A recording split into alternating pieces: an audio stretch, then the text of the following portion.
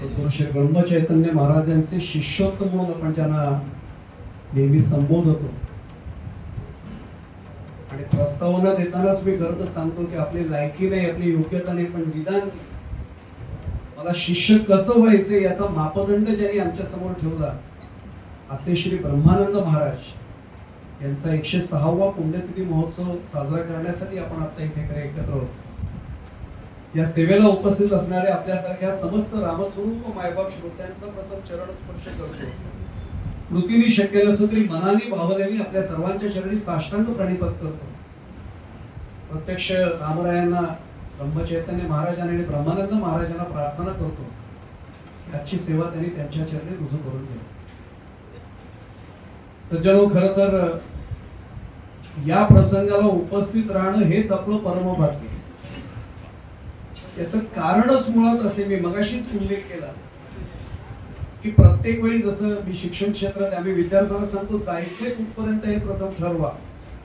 म्हणजे हल्ली आता बदल झाला बराचसा, बघू मार्क मिळतील त्यानुसार मग ठरवू कुठे जायचं. ते पूर्वी असं नव्हतं, मला इथे जायचे म्हणून मला तसा अभ्यास करायचा आहे. तसं या क्षेत्रामध्ये जर मी असेन आणि गोंधळेशी जर मी जोडला गेलेलो असेल तर मला रामरायांपर्यंत खरंच जर पोहोचायचं असेल आणि महाराजांचं जे वाक्य आहे की तुम्ही तुमचा हात माझ्या हातात द्या, मी तो थेट रामरायांच्या हातात देणे खरं व्हावं असं वाटत असेल तर मला ब्रह्मानंद महाराजांचा आदर्श समोर ठेवूनच वाटचाल करावी लागेल. मी पुन्हा सांगतो तसं होणं शक्य नाही आमच्याकडनं, मान्य आहे.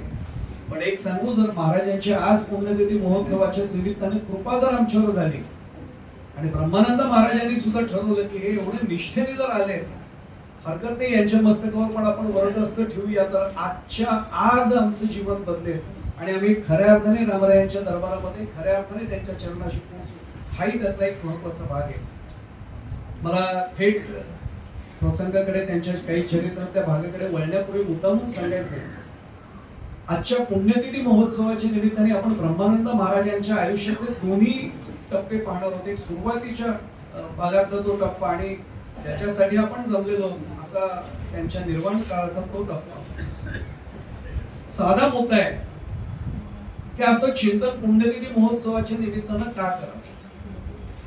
मला माऊलींची ओवी अपरिहार्यपणे आठवते म्हणून मुद्दामून सांगतो. माऊली इतकं छान म्हणाले, येणेसी आम्हा मैत्र येत कायसे विचित्र, परितयांचे चरित्र ऐकती जे, तेही प्राणा परवते आवडती हे निरुते, जे भक्त चरित्राते प्रशंसा. आणि आज आपलं पुण्य असेल, माऊली जरी म्हणत असेल तरी ते भगवान गोपालकृष्णांचं मनोगत आहे. आणि माऊली असं म्हणताय की जे माझ्या भक्त चरित्राच्या प्रशंसेमध्ये दंग आहेत ते मला माझ्या प्राणापेक्षा प्रिय. आणि एक आपल्याला अत्यंत मोकळेपणाने सांगतो, आज आपण परमभाग्य आपलं असं समजूया. आपल्याला जायचे रामरायांच्या पर्यंत, मार्ग दिलाय आम्हाला ब्रह्मचैतन्य महाराजांनी, पण तिथे पोहोचवण्याचा मार्ग सुकर केलाय आम्हाला ब्रह्मानंद महाराज. आता संकट लक्षात आले की पोचायचे रामरायांपर्यंत, मार्ग दाखवून दिलाय आम्हाला ब्रह्मचैतन्य महाराजांनी, पण पोचण्याचा मार्ग आमचा सुकर जर कोणी केला असेल तर ब्रह्मचैतन्य महाराजांनी. आणि आज आणखीन एका गोष्टीचा उल्लेख करतो. या पुण्यतिथी महोत्सवाच्या निमित्तानं जर आम्ही ब्रह्मचैतन्य महाराजांच्या उपस्थितीत, रामरायांच्या उपस्थितीत त्यांच्या सर्वात आवडते शिष्याचं म्हणजे ब्रह्मानंद महाराजांचं जर चरित्राचं स्मरण केलं, पुण्यस्मरण केलं, तर रामरायांना आणि प्रत्यक्ष ब्रह्मचैतन्य महाराजांना त्याच्यापेक्षा परमोच्च आनंद कुठला मिळणार नाही. आणि म्हणून खऱ्या अर्थाने या भावनेने आपल्या समोर हा चिंतन मांडण्याचा प्रयत्न. वेळ खूप कमी असतो, आपल्याला सर्वांना कल्पना आहे. 10 वाजता आपल्याला बोलायची वेळ आहे, पण तरी सुद्धा निदान जेवढा वेळ आपल्याला ते चिंतन मांडता येईल तेवढं चिंतन मांडूया. मी आणखीन एक वाक्य मला राहवत नाही म्हणून सांगतो. जेव्हा मी ब्रह्मानंद महाराजांच्या संदर्भात काही बोलतो ना, तेव्हा माझ्या जिव्हेवर बसलेले जे काही असत्याचे मळ असतील ना तेही धुवून जातात. म्हणजे अगदी स्पष्ट सांगतो, आपण स्नान करतो, शुचिर्भूत होण्याचा प्रयत्न करतो, पण हे बाह्य स्नान करतो. आपल्याला संतांनी सांगितले हरिनाम प्रक्षाळी जिव्हे. आणि हरिनामापेक्षाही हरिनाम ज्यांनी आम्हाला कसं घ्यायचं हे आपल्या आचरणात दाखवून दिलं. अशा ब्रह्मानंद महाराजांचं जर आम्ही चरित्र त्याचं पुण्यस्मरणात जर केलं तर आमची जीवा जी काही आतापर्यंत त्याच्यावर कुठं चढलीच ती ती सगळी आजच्या दिवशी निघून जातील याची शाश्वत याची खात्री बाळगून आपण चिंतनाला सुरुवात करूया. मला काही वेळा खरं तर आश्चर्यच वाटतं. मी मुद्दामून निरूपणाला अभंग ठेवलाय, तो जगद्गुरु विश्ववंद्य संत तुकाराम महाराजांचा सर्वांच्या पाठाचा अभंग आहे की सद्गुरु वाचोनी सापडे ना सोय धरावे ते पाय आधी आहे. आज मला त्या अभंगावर काही फार चिंतन मांडायचं नाही, कारण आपला प्रतिपाद्य विषयच वेगळा आहे. पण आधी आधी दोनदा शब्द हा मीटर मध्ये बसण्यासाठी नाही तुकोबांनी वापरलेला. आधी आधी या शब्दाचे अर्थही बरेच आहेत. आधी व्याधी हा तर आपण अनेकदा म्हणतो, पण इथे आधी आधी हा खूप वेगळा शब्द आहे. मला एवढाच फक्त लौकिक अर्थ नाही, मी त्या आधीचा दुसरा पारमार्थिक अर्थ त्याच्यात शिरणार नाही, कारण तो आजचा प्रतिपाद्य विषय नाही. पण मी एकच सांगतो की जर सद्गुरूंचे पाय धरले ना तरच आपल्याला पुढे तरुण त्याचा साधा भाग. आता तरी जाय जाय धरी सद्गुरूंचे पाय. आपली सर्वांची श्रद्धा आहे की ब्रह्मचैतन्य महाराज म्हणजे समर्थांचाच पुढचा अवतार आहे. त्याला सर्वांना कल्पना आहे, महारुद्र मारुती रामदास कली माझी जे जाहले रामदास जना उद्धराया पुन्हा प्राप्त होती नमस्कार त्या ब्रह्म चैतन्य मूर्ती. त्यामुळे साधा भाग आहे की जर तिथे मी गेलो, माझे हात जर जोडले गेले उद्धार करण्यासाठी, ते बसलेलेच आहे. त्यामुळे अगदी साधा भाग आहे की आम्ही या निमित्तानं चिंतन जे करतोय ते अशा पद्धतीने करतोय की महाराज आम्हाला तुमच्या चरणाशी जेव्हा आम्ही येतो तेव्हा तुमचे पाय धरल्यानंतर आम्हाला आपोआपच रामरायांच्या पायाशी गेल्याचं समाधान मिळतं. मला राहवत नाही म्हणून गडवेळ मला पुरणार नाही म्हणून मी आत्ताच सांगतो. मी नेहमी आवर्जून अरुणदादा बसले, त्यांना कल्पना आहे, मी आवर्जून एक प्रसंग सांगतो. डॉक्टर कुर्तकोटींचा अधिकार आपल्या सर्वांना माहिती आहे. शंकराचार्य पदावर पोहोचलेली व्यक्ती, प्रत्यक्ष महाराज देहात होते आणि ब्रह्मानंद महाराज ज्यांना महाराज प्रत्यक्ष बुवा अत्यंत लाडाने म्हणायचे, प्रेमाने म्हणायचे, त्यांनी एकदा असं सहज त्यांच्याशी चर्चा करून आल्यावर विचारलं की महाराज आनंद मिळाला असेल ना? खूप आनंद. म्हणजे सद्गुरूंची चर्चेशिवाय काय वेगळा आनंद आहे? म्हणजे खूप आनंद आहे. मी सहज विचारलं ब्रह्मानंद महाराजांनी, काय मग डॉक्टर काय सांगितलं काय त्यांनी? नाही म्हणजे महाराजांनी सांगितलं रामांचं दर्शन हवंय ना? हो म्हटलं. रामांचा हात आपल्या हातात असा पोचलाय, आपण त्यांचा हातात पोचलोय असं वाटतं ना? हो म्हणे वाटतंय. महाराजांनी मग सांगितलं रामांची बाकी पूजा नाही जमली तरी चालेल, पण रोज नित्य नियमाने ठरलेल्या वेळी एका आसनावर बसून रामांची मानस पूजा कर असं मला सांगितलं. ब्रह्मानंद महाराज असे हात जोडले फक्त आणि स्मितहास्य केलं. कुर्तकोटी फार हुशार विद्वानच होते आणि स्वतः ब्रह्मानंद महाराज कुठे कमी होतं, शास्त्र निपुण होते, वेदशास्त्र संपन्न वेदो नारायणच होते.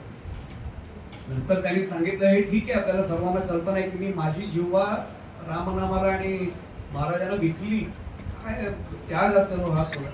आम्हाला साधी एक बॅचलर डिग्री असेल तरी आम्ही ते सांगतो परिचय करून, ती सांगा माझी डिग्री आहे ती. सगळं समर्पित केलं महाराजांच्या चरणी. मी मगाशीच सांगितलं आदर्श जर आमच्या समोर पुढे ठेवला असेल शिष्योत्तम कसं व्हायचं, ब्रह्मानंद महाराजांनी ठेवलंय. ब्रह्मानंद महाराज हसले आणि डॉक्टरांच्या लक्षात आलं आणि पटकन त्यांनी विचारलं महाराज काय झालं? हसलं. ते म्हणले अहो रामांची मानस पूजा करा. महाराज सांगतो तर त्यांच्या आवडीचा विषय असतो, पण तुम्हाला त्याच्यापेक्षा सोपा उपाय माहितीये का? ते म्हणले काय? ते म्हणले रामांची मानस पूजा नंतर करा, त्यांची पूजा होण्याच्या आधी महाराजांचीच मानस पूजा सुरू करा. ते म्हणले म्हणजे काय होईल? वाक्य बाहेर पडतो ब्रह्मानंद महाराजांच्या. अहो महाराजांना सोडून राम आहे कुठे बाहेर? महाराज जेवढे आमच्या ब्रह्मानंद महाराजांना कळले ना, अनुग्रह घेतल्यानंतर आम्हाला थोडं तरी कळले ना, तरी सुद्धा आमचा मार्ग ग्रंथाचा भाग हा अतिशय सोपा आहे. राम महाराजांना सोडून आहेत कुठे बाहेर हे जर आम्हाला कळत नसेल ना, तर गोंधळात आम्ही गेलोय, नवभागेत गेलोय, आम्हाला काय साध्य झालंय? हा मनाला आजच्या 106व्या पुण्यतिथीला विचारण्याचा प्रश्न आहे की आम्ही नेमकं या साधना मार्गातून केलं काय? का केवळ श्रीराम जय राम जय जय राम अनुग्रहाची माळ हातात घेऊन आम्ही करतोय, का महाराजांनी दाखवलेल्या मार्गावरून आम्ही जातोय? याचं चिंतन जरी घडलं ना तरी प्रामाणिकपणे सांगतो अतिशय जवळ आजच्या या दिवशीत आपण रामरायांच्या महाराजांच्या जवळ गेलो असं समजायला हरकत नाही. अनंत नाव का ठेवलं हेही सर्वांना माहिती. मी अगदी धावता आढावा घेत जातो. मी प्रारंभीच्या चरित्रात फार रमणार नाही, परंतु आपल्याला सर्वांना कल्पना आहे आजोबा रामभट्ट हे स्वतः निष्णात ज्योतिषी. वडिलांना बाळंभट्टांना स्नानाच्या वेळी तो भोपळा वाहत आला, ती पुरचुंडी मिळाली, त्याच्यात अनंताचा दोरा. लगेच सांगितलं की अनंत चतुर म्हणजे अनंताचं व्रत घे. आणि मग त्यांनी जेव्हा दिवस गेले आणि मग जन्मानंतर नामकरण विधी अनंत हेच नाव ठेवलं. प्रत्यक्ष घराण्याची परंपराही होती, अनंताचाही आशीर्वाद होता. आणि अनंत अतिशय विद्वान, पण तेवढाच खोडकर, तेवढाच धूळ. पण मी पुढे जाण्यापूर्वी सांगतो, आपण चरित्रात एवढंच वाचतो, ते जे शिक्षक पेशांचे प्राध्यापक असतील ना, त्यांना लगेच लक्षात येईल वर्गातला सर्वात गूढपणा करणारा जो विद्यार्थी असतो ना, तोच प्रचंड ऐक्यू घेऊन जन्माला आलेला असतो हे लक्षात येईल. त्यामुळे लक्षात असं आलं, तो प्रसंगी आपल्या सर्वांना माहिती आहे, बनशंकरीच्या जत्रेला गेले, परत आले जलियाळला येताना कोण त्या बैलगाडीचे सगळे उधळणारे, काय वय असेल 12 आणि 14, आणि पटकन असं पाय आऱ्यामध्ये घातला आणि सर्वांना दिसायला श्रीरामांचं नाव घ्या, श्रीराम जयराम जय जयरामचा जप सुरू केला, पाय आरीमध्ये घातला आणि ते गाडा आला ना ताब्यात. याच्यातनं संकेत मी नेहमी सांगतो, कथा नाही वाचायची त्याच्यामध्ये, रामनाम जर माझ्या मुखात असेल तर जीवनाच्या वाटेल त्या दिशेने आणि वाटेल त्या गतीने जाणाऱ्या चक्रालाही थांबवण्याचं सामर्थ्य आपल्याला मिळतं. लहान वयामध्ये आमच्या ब्रह्मानंद महाराजांनी हे आम्हाला दाखवून दिला, त्याचा एक महत्वाचा भाग आहे.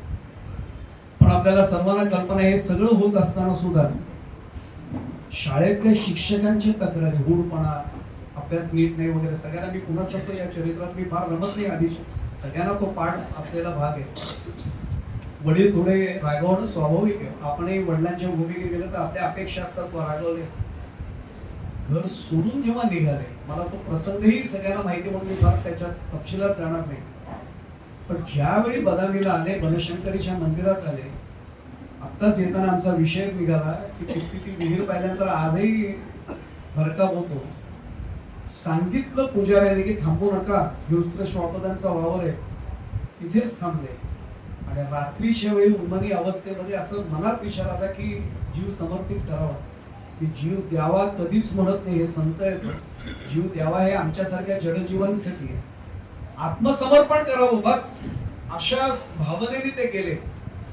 आणि उडी मारणार तेवढ्यात कोणतरी मागे खेचतंय असा भास झाला. वय लहान होतं, एकदा अनुभव आला, दोनदा अनुभव आला, थोडस घाबरल्यासारखे झाले. बेशुद्ध अवस्थेत असताना जाग आली ती प्रत्यक्ष बनशंकरीच्या त्या दरवाजामध्येच, पण स्वप्न दृष्टांत झालेला होता. बनशंकरी देवी स्वतः आल्या, सर्वांगावरनं प्रेमाने हात फिरवला आईच्या ममतेने आणि एवढंच सांगितलं, बाळा आत्मसमर्पण करू नकोस, विद्याभ्यास कर, फार मोठा व्यासंगी होशील, विद्वान होशील.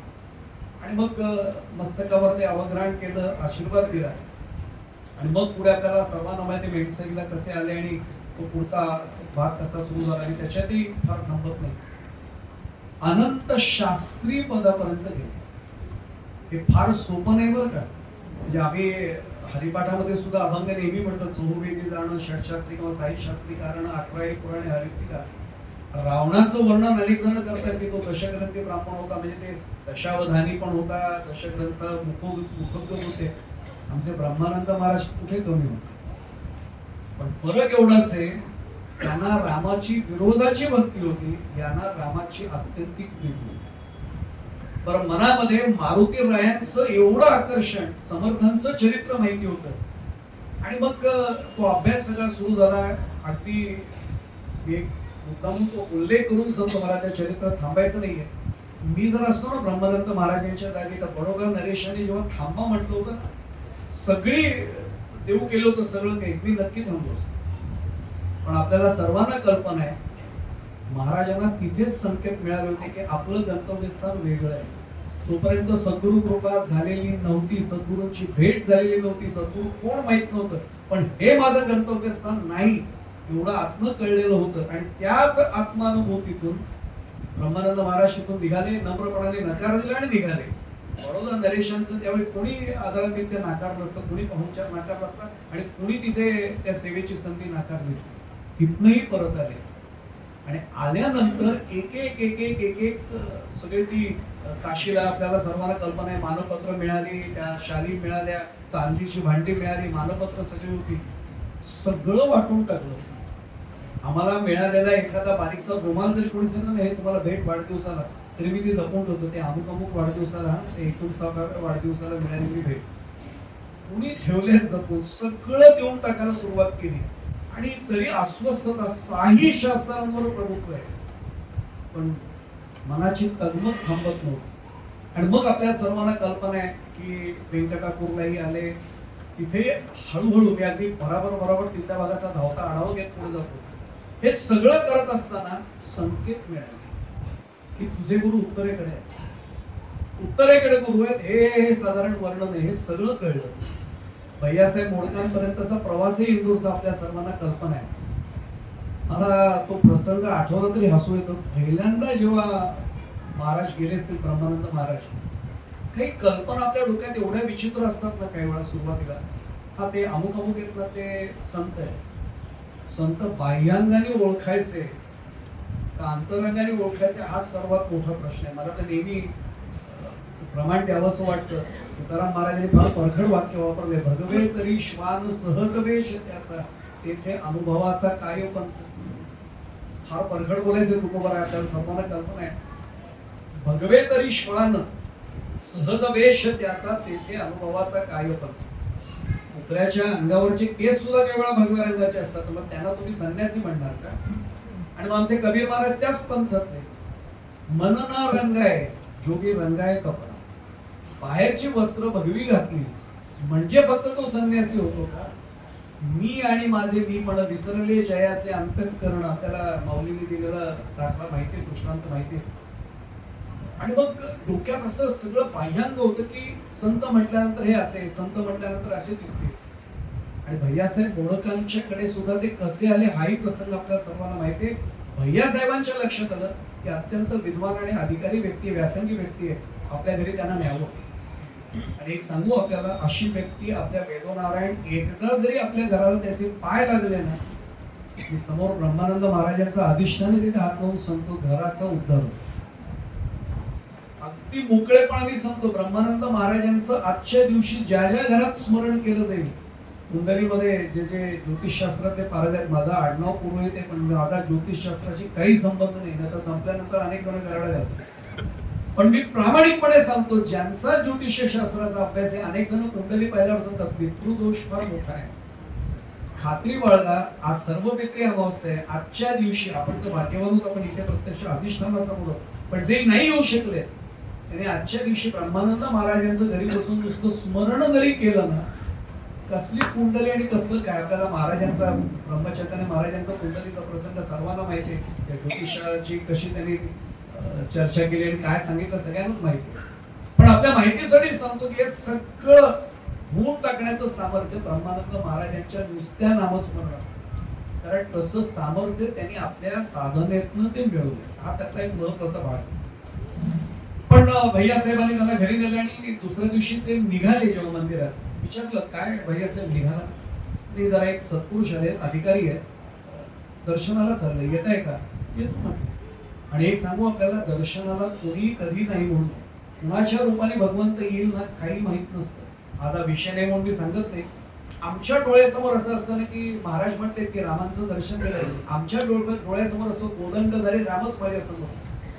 एवढा जर माझा अधिकार असताना केव्हाच दर्शन घडलं असतं. मला पुढे जाण्यापूर्वी मुद्दामून सांगतो, मला रावत नाही.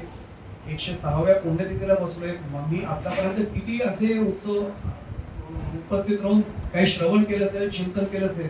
मला ब्रह्मचैतन्य महाराजांचा मुद्दामून दृष्टांत आवर्जून सांगायचं आणि पुढे जायचंय. महाराज देहात असताना एका महिलेला 6 महिन्याच्या आत रामांचं दर्शन झालं. तिथे वर्षभरापासून आधीपासून असलेली एक महिला होती. महाराजांकडे लटकेपणाने म्हणाले, काय महाराज? त्या आल्यात आणि त्यांना 6 महिन्याच्या दर्शन झालं, मला अजून नाही झालं.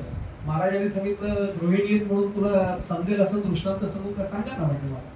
ते म्हणजे भांडी घासताना साधी भांडी आहे आणि ओशट भांडी आहे, कुठली भांडी तू आधी घासते? ती म्हणते आधी साधी भांडी घासते, ओशट भांड्याला जरा ताकद लावून घासायला लागतं. आता कळलं का म्हणे तुझ्या प्रश्नाचं उत्तर? जे भांड साधे राम त्यांना धुवून लगेच कचकीत करतो, ओशटपणा यायला थोडा वेळ लागतो. आता ओशटपणा कुठलाही सांगू का? 106व्या पुण्यतिथीला महाराजांचे बसलोय. महाराज ब्रह्मानंद महाराज विदेही होते, आम्ही नाही ना. मी इथे बसल्यानंतर सुद्धा मला प्रपंचाचाच विषय डोक्यात आहे. इथे बसल्यानंतर सुद्धा माझ्या मुलीचं काय होईल, माझ्या मुलाचं काय होईल, हे जर चिंता अजून डोक्यात असेल तर मी अजून देहातच आहे. मला ओशटपणा अजून भरपूर शिल्लक आहे. तो घालवल्याशिवाय रामरायांचं दर्शन कसं घडेल? हा त्यातला एक साधा भाग आहे. आपल्याला सर्वांना कल्पना आहे. आणि भैया साहेबांबरोबर ते गेले. पाहिल्यानंतर थोडे चपापले, हे कारण आपल्याला सर्वांना जे उंबऱ्याची पद ज्यांना सगळ्यांना मुखोद्गत येतो आपल्यापैकी, तो मुलांमध्ये असे तो स्त्रियांमध्ये पैसे, पण ऐसा निर्विकारी नाही पाहिजे. पण हे माहित नव्हतं. असं थोडस मन खट्टू झालं. ते व्यंकटपतींनी सांगितलेली सगळी लक्षणं जुळत आहेत. हेच तर आपले गुरु नाहीत ना, पण असे कसे असू शकतात? मग पुन्हा मन सशक्त. आणि एक सांगू, मनात संकल्प विकल्प हे नेहमी येतच राहील. संकल्प विकल्पांचं द्वंद्व जोपर्यंत संपत नाही ना, तोपर्यंत आम्ही त्या पुढच्या प्रवासाला, पुढच्या मुक्कामाला नाही नीट जाऊ शकत. हे का ते, हे का ते. आणि महाराज हे फार मुश्किल होतं. काही ताकासूर, आता आपल्याला कल्पना आहे की महाराजांना कळलं नसेल का, हे ब्रह्मानंद महाराज आहेत, हेच आपले शिष्योत्तम आहेत. काही ताकासूर नाही लागत. आणि मी नेहमी सांगत असतो की योग्य वेळ आल्यानंतरच ती गाठभेट करतो. काही जण पटकन असं व्यवहारात म्हणत असतात की वधूवरांच्या गाठी यामुळे स्वर्गात घातल्या जातात. त्या घातल्या जातात की नाही मला माहित नाही, पण शिष्य आणि गुरूंच्या गाठी 100% त्याच्या दरबारातच घातलेल्या असतात. म्हणून तर ब्रह्मचैतन्य महाराज सुद्धा स्वामी समर्थांच्या मांडीवर त्यांनी बसवलं, आशीर्वाद दिला, पण सांगितलं बाळा तुझे सद्गुरू वेगळे आहेत. अगदी देव मामलेदारांपासून माणिक प्रभूंपासून सगळे झाले ना, आणि मग शेवटी सद्गुरू तुकाबाईंपर्यंत ती भेट झाली. कशी आपल्या सर्वांना कल्पना आहे. अस्वस्थ झाले, काय नेमकं काही समजेना. नरसोबावाडीला, नरसिंहवाडी खरं त्याचं नाव, आपण त्याला नरसोबाची वाडी किंवा नरसोबावाडी म्हणतो, अनुष्ठान करायला बसले. आणि दत्तगुरूंना त्यांनी सांगितलं, दत्तगुरूंनी एक सांगू, मी गुरुचरित्राची कितीही पारायण केली तरी मला वरमरोळी म्हणतच नाही. कारण मी जेव्हा जेव्हा गुरुचरित्राचं पारायण करायला बसतो ना, तेव्हा मनात अपेक्षा धरूनच बसतो की हे पारायण झाल्यावर मला अमुक अमुक मिळावं. बरं का, मी काय म्हटलं आपल्या लक्षात आलं असेल, निष्काम भक्ती बोलायला खूप सोपा शब्द आहे खरंच. मी गोंदवल्याला येत असेल, नववागेत जात असेल, आणि तरी मनात काहीतरी दोन, महाराज बाकी काही नाही, फक्त तुम्हाला तर माहितीच. आणि पुन्हा आपण म्हणतो तुम्हाला तर माहितीच आहे, एवढंच करू, बाकी काही मागणार नाही मला. अरे पण हे तरी मागतोयस. आणि मी पुढे जाण्यापूर्वी सांगू, जेव्हा मी सद्गुरूंना एवढं सुद्धा सांगतो ना, ब्रह्मानंद महाराज असतील, ब्रह्मचैतन्य महाराज, रामराया स्वतः, जेव्हा म्हणतो ना महाराज लक्ष द्या माझ्याकडे, स्पष्ट बोलतो, मी त्यांच्यावर अविश्वास दाखवत असतो. त्यांचं लक्ष म्हणून श्वास सुरू आहेत ना, माझ्याकडे लक्ष द्या म्हणणं याच्या इतका मूर्खपणा नसेल जगामध्ये कुठला. अरे तुझ्याकडे त्यांचं लक्ष म्हणून तू दर्शनाला येऊ शकलास. त्याचं दर्शनालाही यावं असं वाटलं नसतं ना, पावलं नको तिथे वळतातच ना. मी तर नेहमी आवर्जून सांगत असतो, संध्याकाळी आमच्या सारख्याची पावलं मंदिराकडे वळतात, हरिपाठाकडे वळतात. बाकीच्यांची हरीकडे पाठ करून नको तिथे वळतात. त्याला काय करणार? ज्या अर्थी मी अजून आलोय, ज्या अर्थी माझे हात जोडले जातात, ओळखायचं कृपा आहेच. आणि मी पुढे जाण्यापूर्वी मुद्दामून सांगतो, नृसिंहवाडीचा तो पुढचा प्रसंग सांगण्यापूर्वी एक गंमतशीर वर्तुळ मी नेहमी सांगत असतो. वर्तुळ असं आहे की संत आणि सद्गुरू माझ्या आयुष्यात आल्याशिवाय मला भगवंताचं दर्शनच दर्शन घडत नाही. म्हणजे भेट होतेच, भगवंत हा बाहेरनं प्राप्त करायचं. आणि आजच महाराजांचं 2 ऑक्टोबरचं प्रवचन काढून पहा, राम बाहेर आहे असं जोपर्यंत वाटतं ना, तोपर्यंत दूरच आहे. राम आपल्यात आहे, देव बाहेर नाहीये. पहिलंच वाक्य महाराजांचं आजचं काढून पहा प्रवचनाचं, आतच आहे ना देव, पण मला वाटतं तो बाहेरनं मिळवायचा. तिथेच ओळखायचं की अजून बरंच लांब होतं त्या ध्येयापासून. मी एवढ्यासाठी सांगतोय की प्रत्यक्ष असं ज्यावेळी घडत असतं, डोक्यात तो आता विषय खरा गेला, पण याच्यातच होतो माझ्या तो निघून गेला. हा वर्तुळ, संत आणि सद्गुरू असल्याशिवाय तो आहे पण कळत नाही. म्हणून आपल्याला सांगू, आपल्याला गुरु गोविंद दोन खडे काके लागू पाय, एवढा फक्त कबीरांचा दोहा आठवा. अहो बलिहारी गुरु आपले दिजो गोविंद बघ, त्यांनी सांगितल्याशिवाय कळतच नाही ना हा सद्गुरू आहे म्हणून, हा भगवंत आहे म्हणून. ते सांगण्यासाठी सद्गुरू यावेच लागतात. आणि गंमत अशी आहे पुन्हा की संतांची भेट सोपी नाही ना. त्याला तुकोबांचं प्रमाण आहे, बहु अवघड आहे संत भेटी परी जग जेठी करुणा. काय गंमत आहे बघा, संतांची भेट झाल्याशिवाय तो कळत नाही, आणि तो कळण्यासाठी संत भेटण्यासाठी याची कृपा झाल्याशिवाय तो भेटत नाही. मी पुन्हा पुन्हा सांगतो, इथे बसलेले आपण सगळे भाग्यवान आहोत. आपण ब्रह्मानंद महाराजांच्या चरणाशी, ब्रह्मचैतन्य महाराजांच्या चरणाशी आलोय. म्हणजे आपल्यावर भगवंताची रामरायाची कृपा झालीच आहे, मागूच नका, झाली आहे म्हणून इथे आलो, तर आलोच नसतो. अगदी साधा भाग आहे. आणि अनुष्ठानाला बसले वरमगृही म्हटले दत्तगुरु. वरमगृही म्हटल्यानंतर त्यांनी सांगितलं बाकी काही नाही, आत्मज्ञान व्हावं आणि सद्गुरूंची भेट व्हावी. मग लगेच दृष्टांत झाला, अरे वेड्या, भेट आधीच घडवून जाईल. पुन्हा तुला व्यंकटपतींनी सांगितलं होत्या त्यांच्याच कडे तुला जायचंय, जा परत. आणि मग एकदम लख्ख प्रकाश पडल्याने आले. पायावर डोकं ठेवल्यानंतर मी अजूनही कधी गोंदवल्यात गेल्यावर, नवबागेत गेल्यावर असं नाही घेत दर्शन. दर्शन घेण्यासाठी मग मस्तक टेकवलं चरणावर, उचलेच नाही. महाराजांनी विचारलं, अरे काय उचल, डोकं उचल, काय? सगळी विद्या काढून घेतली म्हणा, मग डोकं उचल. मी नाही म्हणतो अजून. मी तिथे गेल्यानंतर सुद्धा सांगतो, कोणी विचारलं कोण, ओळखत नाही मला. आणि मग मी माझा अख्खा 12 पानी बायोडेटाच काढला. या बायोडेटाला डस्टबिन मध्ये पण देवाच्या दरबारात जागा नाही. नाम किती घेतलंस एवढंच तो विचारतो, मग तो हा तुझा बायोडेटा ये थोडं घेऊन नाही. मग तुझं पुढचं काय वाटचाल सांगतो, कुठे तुझी नियुक्ती. परत आले आणि हे सगळं केलं आणि महाराजांनी उचललं आणि एकदा आलिंगन दिलं. माऊलींच्या भाषेत सांगतो, ये हृदयीचे ते हृदयी झाले. बस सगळ्या चित्तवृत्ती प्रफुल्लित झाल्या. आणि त्याच्यानंतर जो मगाशी म्हटलं ना की आपल्याला बिजळलेला, जेव्हा त्यांना विचारलं गेलं की वेदातला एक, वेदांतातला एक प्रश्न आहे, त्यांनी सांगितलं माझी जीवाने रामनामाला विकली. काय उच्चार आहे तो, मी त्याच्याही पुढे जाऊन सांगू.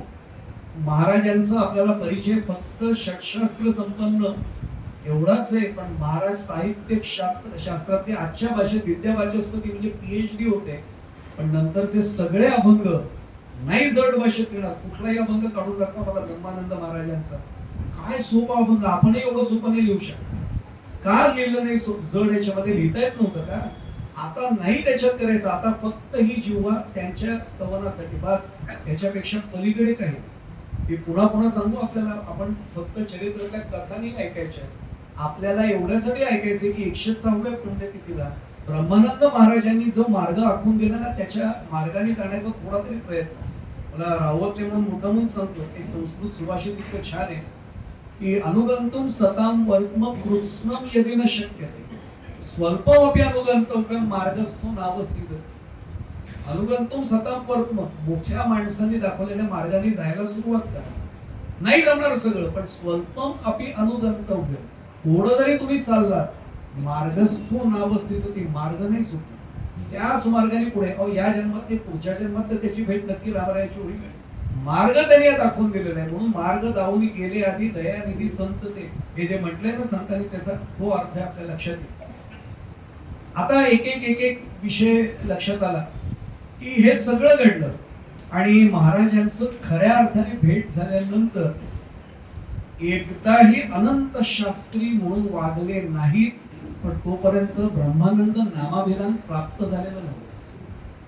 ब्रह्मानंद हे नाव त्यावेळी नव्हतं प्राप्त झालं. आणि नंतर मग महाराजांनी आदेश दिला. मी हे परत सांगू आपल्याला, मला काय काय प्रसंग ब्रह्मानंद महाराजांच्या चरित्रातले आठवले ना की खरंच काही वेळा वाटायला तर या जन्मात तरी ब्रह्मानंद महाराजांचे 1% सुद्धा आपण ओळखत नाही. पण आपण त्याच वेळी एवढे भाग्यवान आहोत की ब्रह्मचैतन्य महाराजांची सुद्धा सद्गुरु तुकामाईंनी कठोर परीक्षा घेतली होती. आपल्या सर्वांना माहिती प्रसंग पहिलाच होता. हातात मोठा काठी किंवा काय असे झाडाची मोठी फांदी घेऊन आले होते. मोडे देतो, जीव घेतो तुझा, मी घरी नक्की पळून आलो. ब्रह्मचैतन्य महाराज पुढे गेले आणि सांगितलं, 12 वर्षाचा मुलगा होतो आणि सांगितलं, हा जीव मी तुमच्या चरणी दिला. जीव घेतो म्हणजे तुझ्यातला अहम काढून घेतो. आणि याने सांगितलं अहमचा बळी दिला. तिथनं ज्या कठोर परीक्षा होत्या त्या डोहाकोडी मारण्याच्या, आज ते चरित्रात जायचं नाही आपल्याला, पण डोहाकोडी मारण्याचा प्रसंग आठवून पहा. एक एक प्रसंग पाहिल्यावर ब्रह्मानंद महाराज कुठल्या कमी परीक्षेत गेले होते. एवढ्या परीक्षा त्यांच्या झाल्या, पण परीक्षेमध्ये ज्या वेळी, आणि मी एक सांगू आपल्याला, पुढे अगदी चिंतन सगळा वेळ मला मिळणार नाही, पण मी एकच भाग सांगतो.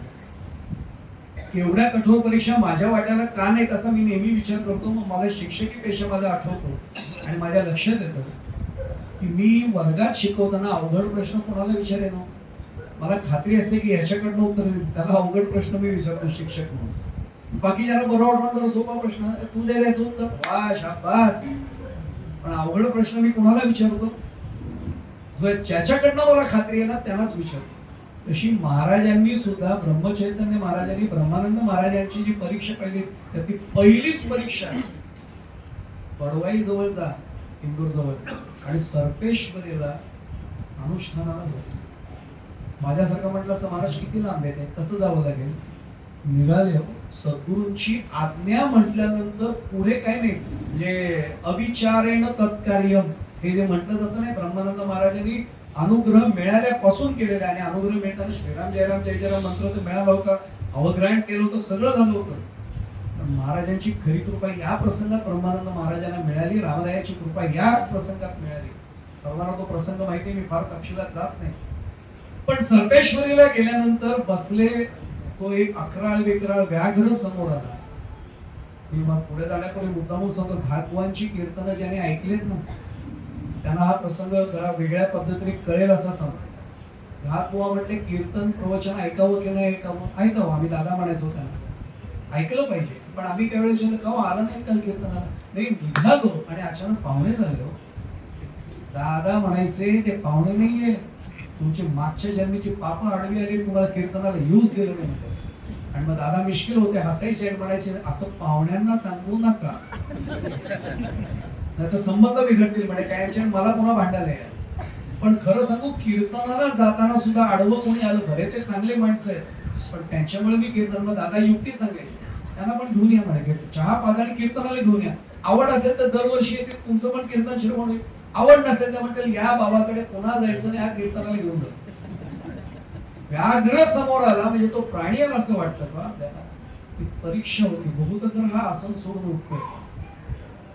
व्याघ्र समोर आला तरी उठले नाहीत. आम्ही आसनावर बसल्यानंतर माझ्या ऑफिसचा साहेब आला आणि माझं समजा ते नेहमीची नैमित्तिक उपासना आहे आणि श्रीराम जयराम जय जयराम सुरू आहे आणि साहेब आल्यानंतर मी काय विचार केला, नोकरी आहे शेवटी, हे नंतर कळेल. ते काय म्हणतो साहेब या ना साहेब, अरे माझी जीवा मी रामनामाला नाही विकू शकत सध्या.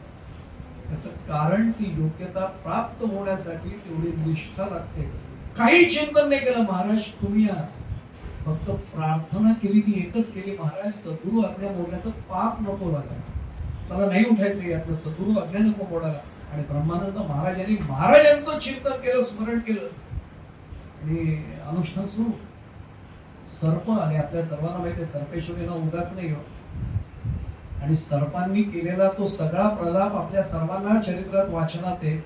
मी सर्प पाहिला असं तरी बाहेर जाऊन जप केला असता मी, पण मग बाहेर पारावर जाऊन बसतो. महाराजांनी सांगितलंय तिथे बस. महाराज तुम्हाला सांगायला काय होतं हो, सर्प आहे, नाग येतो, एक नव्हे अनेक आले आणि विळखा घालायला सुरुवात केली. महाराजांनी एवढंच सांगितलं, महाराज सद्गुरु आज्ञाभंगाचं पाप लागू देऊ नका, तुमची आज्ञा मोडली असं होऊ नये, माझं अनुष्ठान होऊ द्या. काय निष्ठा असेल सद्गुरूंवर. आणि हे अनुष्ठान पूर्ण झालं. पण अनुष्ठान पूर्ण होताना आर्ततेने जी हाक मारली ना महाराजांना, सर्प गायब आणि शिवपिंडीत प्रत्यक्ष ब्रह्मचैतन्य महाराज प्रकट झाले.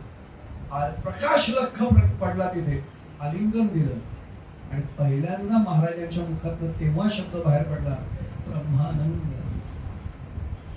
वाक्य असेल सद्गुरूंनी ब्रह्मानंद म्हणावं. आता नेहमी चिंतन करताना वाटतं ब्रह्मानंद या शब्दातच काय महाराजांनी अर्थ भरलाय, काय पारख असेल आमच्या सद्गुरूंना ब्रह्मानंद महाराजांची सुद्धा, की ब्रह्मानंद या शब्दाचा घरी जाऊन एकट्या असताना कधीतरी विचार करा. ब्रह्मच एवढं पवित्र आहे आणि तो सच्चित आनंद, या दोघांचा संगम झालेले आमचे ब्रह्मानंद. पण हा पहिल्यांदा मुखातनं शब्द बाहेर पडला आणि महाराजांच्या बरोबर सावली सारखे आमचे ब्रह्मानंद महाराज राहायला लागले. परीक्षा एक नव्हती, अनेक परीक्षा. मी फक्त एखाद दुसरा प्रसंग सांगतो, सर्वांनी ऐकलेले आहे दरवर्षी. आपल्याला सर्वांना कल्पना आहे, नरवण्याला जायची वेळ आली. बापूसाहेब मराठेंच्या पुस्तकात आलेला प्रसंग आहे, आपल्या सर्वांना कल्पना आहे आणि खूप छान आठवणी बापूसाहेबांनी पण लिहिलेल्या आहेत. नरवण्याला जाताना बसले टांग्यामध्ये आणि तिघांनाही बोलवलं होतं, आपल्याला सर्वांना कल्पना आहे. गणपतराव होतं, गोपाळराव होते आणि ब्रह्मानंद महाराज. महाराष्ट्राला गोवा म्हणायचे प्रश्न. चला दोघे बसले याच्यात त्यांच्या बरोबर घोड्यावर. महाराज मागे उभे, मी धावत येतो आणि धावतायत. पंढरपूरचा रस्ता ज्याने आजचा पाहिला ना तो सोडून द्या, किंवा एकूणच गोंदवल्याच्या आसपासचा कुठला, आता ते डांबरी रस्ते खूप वेगळे झाले. ते चटके मे महिन्याचे पायाला अनवाणी पायानी धावायचे मागे. तहान लागते चिंता नाही, पाय भासतायत चिंता नाही. महाराजांनी सांगितलं, ब्रह्मानंद महाराजांना दोनदा सांगितलं, बुवा आत येऊन बस. नको महाराज, मी इथनच बघा की तुमच्या मागे धावत येतो. मी तर लगेच सगळ्यांना सांगितलं. महाराजांनी माझ्या सद्गुरूंनी पहिल्यात मला मारली, शेजारी बसवलं मला. मी 4 वेळा कौतुकाने सांगितलं, सद्गुरूजीने मला शेजारी बसवलं, अगदी त्यांच्या बाजूलाच बसलो होतो. महाराज म्हणले नाही. पुढे जाण्यापूर्वी सांगू आपल्याला, मारुतीराय आणि रामरायांची जोडी आठवली ना, ब्रह्मचैतन्य महाराज आणि ब्रह्मानंद महाराजांची जोडी आपल्या डोळ्यासमोर येईल. मारुतीराय कायम दास्य भक्ती होती. तरी तनु मनो जीवे चरणांसी लागावे आणि अगरवता करावे, दास्य सकळी माऊलींची उभी आहे ना. ब्रह्मानंद महाराज जगले प्रत्यक्ष धावतायत मागे. महाराजांनी शेवटी आपल्याला कल्पना आहे, पायातल्या पादुका दिल्या, आधी कपाळाला लावल्या आणि डोक्यावर घेऊन धावले. सगळं झालं, परत आले. येताना तसंच आल्यानंतर जरा गणपतराव गोपाळरावांची चर्चा झाली की महाराजांनी सांगून ब्रह्मानंद महाराज बसले नाही, महाराजांची आवडणे नाही झाली, काही सद्गुरू आवडणे नाही म्हणायचं काय याला. हसले महाराज. ते म्हटले एक काम करा ना, बुवाला जरा विचारा ना, माझ्याशी बोलण्याच्या आधी बुवाशी बोला. आणि गणपतरावांनी सहज प्रश्न विचारला, का हो महाराज तुम्हाला महाराज गुरु आपले बसा म्हणत होते, तुम्ही बसला नाही त्याच्यात. हसले फक्त. ते म्हणले खरं सांगू का, ज्याचा आनंद त्याला कळतो नाही. पण म्हणजे पाय भाजत होते. 7-8 फरलांग, मी महाराजांचं वाक्य सांगते, ब्रह्मानंद महाराजांचं 5-7 मिनिटे का 7-8 फरलांग होणे आजच्या भाषेत, त्या वेळच्या भाषेत. एवढाच वेळ पाय भाजले असं जाणवत होतं. पण अचानक माझ्या पायाखाली गालीच्या आलं, मऊ गालीच्या वरनं, गार अशा गालीच्या वरून मी धावतोय असं मला जाणवत होतं. महाराजांनी ज्या पादुका दिल्या ना, तेव्हा इथे ठेवलं तर डोक्यावर बर्फाची लादी ठेवल्यावर काय गारवा येईल, मला उन्हाळा जाणवलंच नाही. मग मी हा आनंद सोडून गाडीत बसण्याचा आनंद घेऊ. आपला लक्षात येईल, महाराजांनी महाराजांचा अधिकार इतरांना दाखवून दिला. हा अधिकार माझ्या बुवाचा. मी खरंच सांगतो पुन्हा पुन्हा, आज 106व्या पुण्यतिथीच्या निमित्ताने ब्रह्मानंद महाराजांचं पुण्यस्मरण करताना मी स्वतःच्या मनाला प्रश्न विचारतो, मी असतो तर मी मागे धावलो असतो.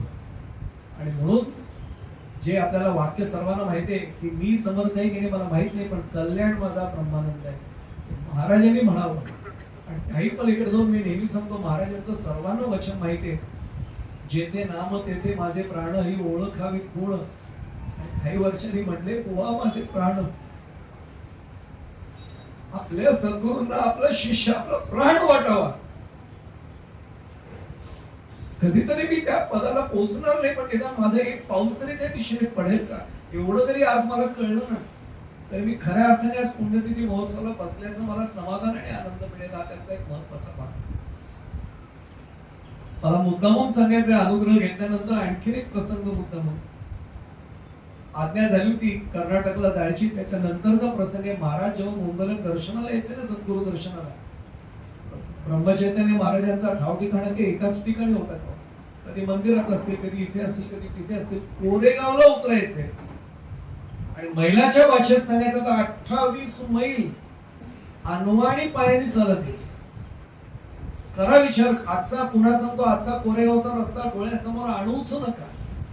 जवळजवळ 100 वर्ष मागे जा आणि त्यावेळेचा रस्ता कसा असेल, काट्याकुट्यांचा असेल, पायवाटेसारखा असेल, काय असेल, अनवाणी पायाने चालत यायचे. अनेकांनी विचारलं, पायात चप्पल, सद्गुरूंना भेटायला जातोय, पायात चप्पल कशी घालून, अनवाणी पायाने. परत निघाल्यापासून सद्गुरूंचं दर्शन होईपर्यंत आणि सद्गुरूंचं चरण तीर्थ प्राशन करेपर्यंत पाण्याचा थेंब नाही घ्यायचं. कर्जतून निघाल्यानंतर श्रीराम मिसळ कुठे मिळते, साताऱ्याजवळ आहे का कुठे, विचारून तिथे थांबून आमची पोटपूजा करून मग पुढे गोंदवल्यात येतो. अनेकदा असं वाटायला लागतं की त्यांना जे महाराज समजले, तरी आजच्या पुण्यतिथीच्या उत्सवाला आज तरी मला कळतील का की सद्गुरूंबद्दल भक्ती कशी खरंच करा, काय विलक्षण अशा स्वरूपाचं हे जीवन असेल. कल्पनाच करवत नाही. महाराजांचं चरण तीर्थ प्राशन करेपर्यंत आणि हा निष्ठेचा भाग अखेरच्या वेळी आपण तो पाहणार आहोत नंतर प्रसंग, तिथपर्यंत नाही सोडलं. व्रत घेणं सोपं आहे, ते निष्ठेने शेवटच्या क्षणापर्यंत चालवणं. आम्ही 31 डिसेंबरला संकल्प सोडतो, यावर्षी 12 सूर्यनमस्कार नियमित. 4 जानेवारी किंवा 5 जानेवारी झाले ना की आता जरा थोडं उद्या, आजच्या दिवस जरा खंड, उद्या नक्की आहे. असे 10 वर्ष गेली माझ्या आतापर्यंत, एकदाही नाही. 12च्या 12 सूर्यनमस्कार पूर्ण वर्षभर नाही होऊ शकत. हा अनेकदा भाग आपल्या सर्वांना करतात. निष्ठेने हे करायचं की महाराजांचं चरणतीर्थ प्राशन करेपर्यंत मी काही दुसरं घेणार नाही.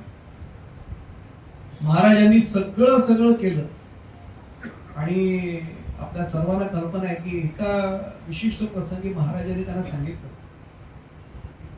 ब्रह्मानंद बुवा, तुझं कार्यक्षेत्र कर्नाटक आहे बा. पहिलाच चेहरा पडला. मी एक सांगू, ज्यांच्यामुळे रामदर्शन घडले त्यांना सोडून कसं जावं असं वाटतं.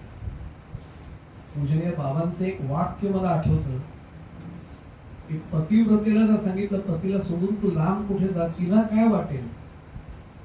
तीच भावना ब्रह्मानंद महाराजांच्या मनात आली. चेहराच खाडकन पडला. आणि महाराज बोलायला खूप मुश्किल होते.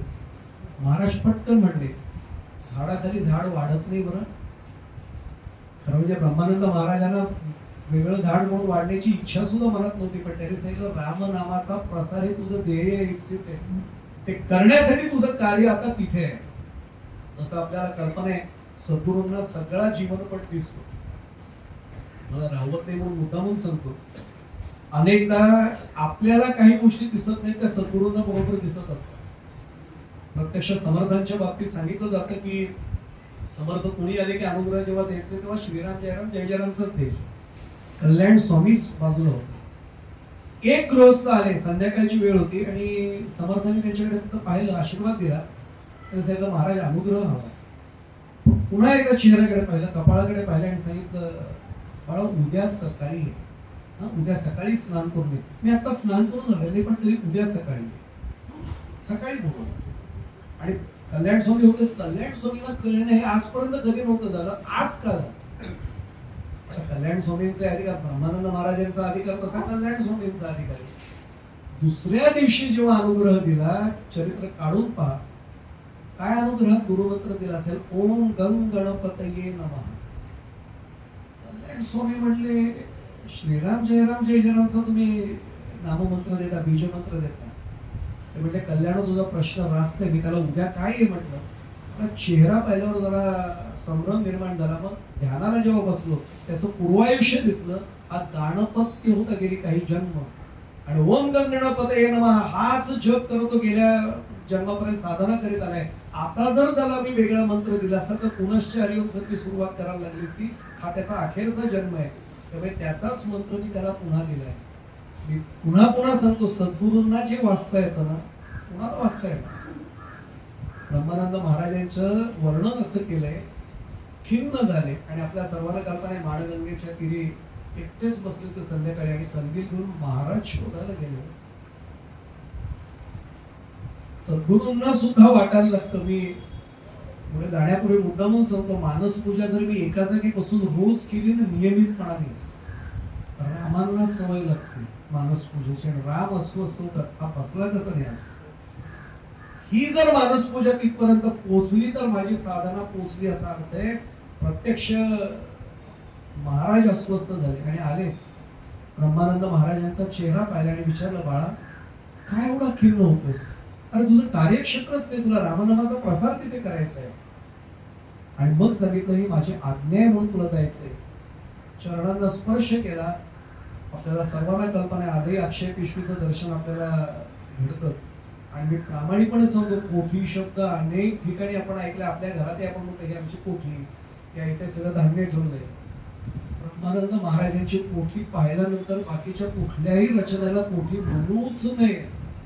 आणि ती अक्षय पिशवी आहे ना, काहीच कमी पडलं नाही. महाराज फार पुढे जाता येणार नाही म्हणून सांगतो, पण आपल्याला सर्वांना कल्पना आहे की आप्पासाहेब भडगावकरांना जेव्हा दडपण आलं होतं महाराज गेल्यानंतर आणि महाराज थांबले नाही, ब्रह्मानंद महाराज त्यांनी सांगितलं की अहो इथे अचानक 7-8 हजार माणसं येतात, काही मला त्यांनी एवढं सांगितलं, महाराज आणि रामराय इथे बसलेले आहेत आणि काळजी करू नकोस, माझा आशीर्वाद आहे, मी तुला एवढी खात्री देऊन सांगतो, इथे आलेला एकही जण सार भाताशिवाय विमुख परत जाणार नाही. आणि आज गोंदवलेला तेच घडतंय. आणि पुन्हा जाऊन सांगतो, अनेक तरुण आपल्याला भेटतात गोंदवल्यात आलेले, काय शिस्त आहे, काय त्या मॅनेजमेंट सगळी येते, हे सगळं आखणी करून दिलेली ब्रह्मानंद महाराजांनी. आणि आज तसंच्या तसं आखीव रेखीव तिथे सुरू आहे की ब्रह्मानंद महाराजांच्या आमच्या सगळ्यांवर असलेले अनंत उपकार आणि अनंत ऋण आहे. हा त्यातला एक अत्यंत साधा भाग. निघाले शेवटी नायलाच झाला की ठीक आहे. मला अजून एक मुद्दामून सांगतो, असाच महाराजांचा आणि त्यांचा प्रसंग घडला होता. मगाशी आपण श्लोकात म्हटलं की विदेही असून सुद्धा केवळ देह धारण केले तर आमच्या सारख्यांच्या उद्धारासाठी आले. कोण अंगावर जेव्हा आलं होतं, महाराज हसले होते आणि महाराजांनी एवढं सांगितलं, ब्रह्मानंदाने रामराय समोर बसले, जाईल कोण रे. त्यांनी हात जोडून काय प्रार्थना करावी, आम्ही एक सत्यनारायणाची पूजा घातली तरी म्हणतो रूपम देही यशोदेही जयंती. आणि नुसतं तेवढंच नाहीये, द्विपद चतुष्पद सहितानाम सकुटुंबानाम सपरिवारानाम आणि क्षेमस्थैर्य आरोप काय मागत नाही हो एका सत्यनारायणाच्या पूजेत. आणि प्रत्यक्ष महाराज सांगतायत आणि महाराजांचा अधिकार ब्रह्मानंद महाराजांना माहिती होता. त्यांनी सांगितलं, महाराज एकच प्रार्थना आहे, हे करूच नका, या मोहात पुन्हा घालू नका, परमार्थामध्ये आहे तोच आनंद आहे, मला प्रपंचात पुन्हा ढकलू नका. मारुतीरायांना आदर्श ठेवलं होतं, समर्थांना आदर्श ठेवलं होतं. आणि मग तो प्रसंग आपल्या सर्वांना कल्पना आहे. व्यंकटापूरला आल्यानंतर जो आदेश मिळाला आणि बेंधडीला आले पहिल्यांदा. बेंधडीला आधी व्यंकटापूरला गेले. याचं कारण 3 ठिकाणं त्यांनी केली बरं का, हे पण मुद्दामून लक्षात घेतलं पाहिजे. आपण साधना मार्गात पहिल्यांदा सर्वात जीवनापासून वाचवलं होतं ते बनशंकरी देवी.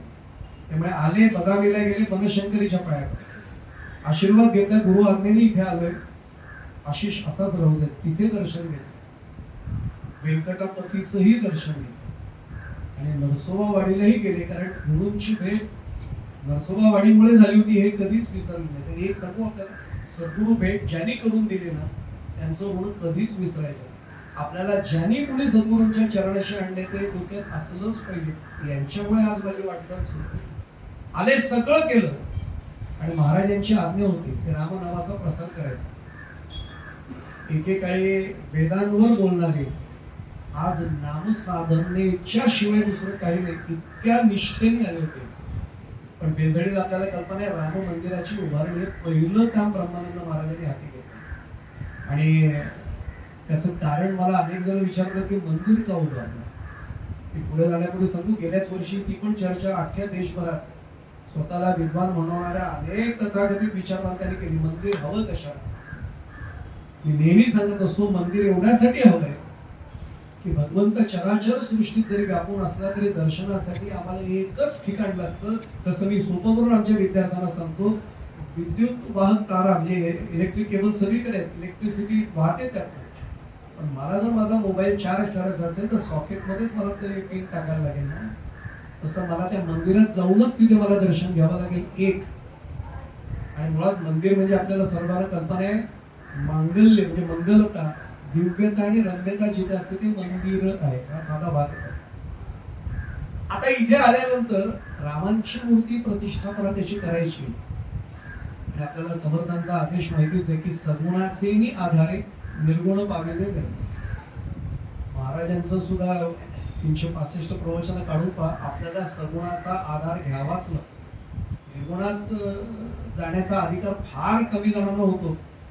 आत्ताच गणपतीचा उत्सव झाल्यामुळे मी नेहमी सांगत असतो की काय आपल्या पूर्वजांनी ही सुद्धा पार्थिव मूर्तीचं पूजन केलं, सगुणाची पूजा करायची, पण नंतर त्याचं विसर्जन केल्यावर गणपती जातात का आमच्या आयुष्यात ना, ते नंतर निराकार निर्गुण स्वरूपात आमच्यात विराजमान झालेली ती भावना ठेवून त्यांचं विसर्जन करायचं, हा त्यातला भाग आहे. पण मग बेंधडीत आपल्याला सर्वांना कल्पना आहे की मंदिर उभारताना फार अडचणी आधी यायला लागल्या. मग महाराजही स्वतः आले, महाराजांची 7 दिवस प्रवचन पण झाली होती. कुंभरी अवस्थेत होते, महाराज आलेत म्हणून सांगा म्हटल्यानंतर लगेच काय सद्गुरूंवर प्रेम असेल. झटकन नुसतं कानात आलं महाराज आलेत, ब्रह्मानंद महाराज उठून बसले. तो सगळा भाग झाला. महाराजांच्या हस्तेच त्याची त्याला आपण काय म्हणूया पायाभरणी झाली. प्राणप्रतिष्ठेलाही स्वतः महाराज आले. काय त्या मंदिराचंही एक हे असेल, त्याला आपण काय म्हणू, पावित्र्य असेल. आणि मग महाराजांचं कार्य खऱ्या अर्थाने तिथे ब्रह्मानंद महाराजांचं सुरूच झालं. आपल्या सर्वांना कल्पना आहे की महाराजांनी अक्षरशः एक उपक्रमच हातात घेतला होता. अष्टमी ते पौर्णिमा नामजप सोहळा करायचा. नामाशिवाय दुसरं काही असं वाटत असेल ना तर आम्ही खूप गडबड करतोय. मी मोकळेपणाने सांगतो की अजूनही एवढे वर्ष नाम घेतल्यानंतर सुद्धा नाही, पण नामाने होईल ना उद्धार, असं जर शंका येत असेल ना तर मी नेहमी एकच विचार करावा, महाराजांना आणि ब्रह्मानंद महाराजांना काय वाटत असेल. अहो, ज्यांनी षटशास्त्र संपन्न असून नामाला मी जीभ विकली म्हटलं तरी मी माझ्या मनात शंका ठेवत असेल की मी नुसत्या नामाने खरंच काही होईल का, याच्यासारखा वेडेपणा नाही. हा एक महत्वाचा भाग. अखंड नामस्मरण तिथे सुरू केलं आणि तो धडाकाच लावला. प्रत्येकाला महाराजांनी नामसाधनेकडे वळलं. नामसाधना हा सुद्धा फार वेगळा विषय असतो, त्याच्यावर बोलायचा नाही आपल्याला. पण मी एकच सांगतो, ब्रह्मानंद महाराज ज्यांच्या आयुष्यात आले, ब्रह्मचैतन्य महाराज ज्यांच्या आयुष्यात आले, त्यांना नामसाधना शक्य झाली. कारण आम्ही त्यांना म्हणतो आमच्याकडनं नाम साधना, ते म्हणायचे अरे साधना. आणि त्यांची कृपा झाली की जे घडते त्याला म्हणायचं नामसाधना. आता लक्षात येईल, ज्यांच्यावर कृपा आहे त्यांनी अनुभव घेतला असेल. श्रीराम जय जयराम म्हटल्यानंतर आपल्याला सांगितलं जातं नेहमी अनुग्रंथ किमान एक मान. मी खरं सांगू, इथे बसलेले जवळजवळ सगळेच असे आहेत की नाही समाधान होत, असं वाटतं नको ठेवा, अजून चालूया. हा जो आनंद मिळाला की ओळखायचं खरी कृपा झाली आहे. हातात ती माळ ठेवूच नाही आणि माळ नसली तरी जप नाही थांबत आहे, आता ओळखायचं की ही कृपा खरी झाली. आणि मग आपल्याला सर्वांना कल्पना आहे की 13 कोटीचा जप सोहळा, म्हणजे जप यज्ञ सर आपण म्हणूया, 3 संकल्प झाले. फार वेळ आपल्याला मिळणार नाही, पण मी त्यातला एक भाग मुद्दामून सांगतो की पहिला जो नरगुंदला झाला तर त्याच्यामध्ये महाराजांनी खरं बरं काय गंमत आहे, मला नेहमी मी असतो ना तर मी स्वतः जाऊन विचारत असतो, महाराज नरगुंदला 13 कोटीचा संकल्प सोहळा करू ना, दुसऱ्या बरोबर निरोप द्यायचा, मार्गाधारे वर्तावे विश्व मोहरे लावावे अलौकिक परी न व्हावे लोकांना. दुसऱ्यांना पुढे करून जा, अनुमती घेऊन. 2 गोष्टी घडतात की सगळ्यांना सवय पण लागते. आता काय झालं माहितीये का, म्हणजे त्याचा संदर्भ कुठल्या बाहेरच्या क्षेत्राशी जोडू नका, कारण वातावरण बाहेरचं खूप वेगळं आहे. पण सगळ्या बाबतीत मीच हे जेव्हा होतं ना तिथे सगळी गडबड होती.